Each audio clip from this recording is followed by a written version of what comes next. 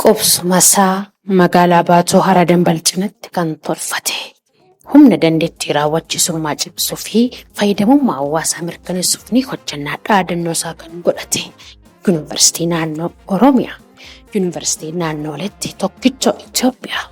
Ergamni keenya dandeettii raawwachiisummaa mootummaa naannoo Oromiyaa fi humnoota misooma biroo cimsuu. Hojii leenjii barnoota qorannoo fi qo'annoo tajaajila gorsaa fi foormii fedhii irratti hundaa'e rakkoo hiikuu dandeessisu kalaqaaf teknooloojii ammayyaatiin tumsu. Mul'anni keenya bara 2022tti paabliik sarvaantii Gahoomee Marguun hooggansaa fi jaarmiyaalee naannoo Oromiyaa muuxate arguu duudhaaleen keenya akka odaatti gaaddisa biyyaa ta'uu akka gadaatti bulchiinsa waliin ga'uu Yuunivarsiitii Naannoo Oromiyaa. Bara 1988 magaalaa Waliisootti giddugala leenjii ta'ee kan hundeeffame. Bara 1992 gara magaalaa Baatootti Inistituutii Manaajimentii Oromiyaa jedhamee kan moggaafame. Labsii lakkoofsa 33 muraa 1992 mootummaa naannoo Oromiyaatiin raggaasifame. Bara 1996 kolleejjii paabliik sarvisii Oromiyaa jedhamee moggaafame. Labsii lakkoofsa 47 muraa 97 mootummaa naannoo Oromiyaatiin raggaasifame. Bara 2009 Yuunivarsiitii Naannoo Oromiyaa ta'ee hojiin kan dhugoome.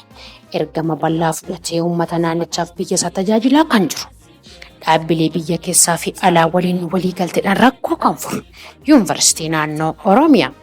Hojiilee waggoottan 20 darban keessatti hojjetamaa ture.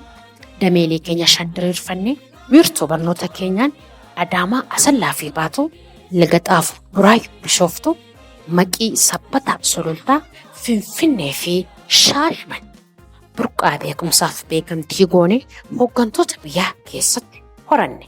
Sadarkaa barnootaa digirii, maastersii fi seera falaasamaa gosa barnootaa hedduu isin waamaa affeeramaa yoo dhuftan dhangaan biraadha mataa daa'imman keessan bakka mijataatti taphsiifachaa bakka bultiif bakka oolmaa bakka barnootaaf bakka leenjii isin gammachiisu keessatti barataa hojjechaa barachuuf mijataadha. Kottaa nu biratti leenji'a, nu biratti baradha, nu waliin hojjedha, nuunis mari'adha, nu waliin guddadha. Yuunivarsiitii Naannoo Oromiyaa.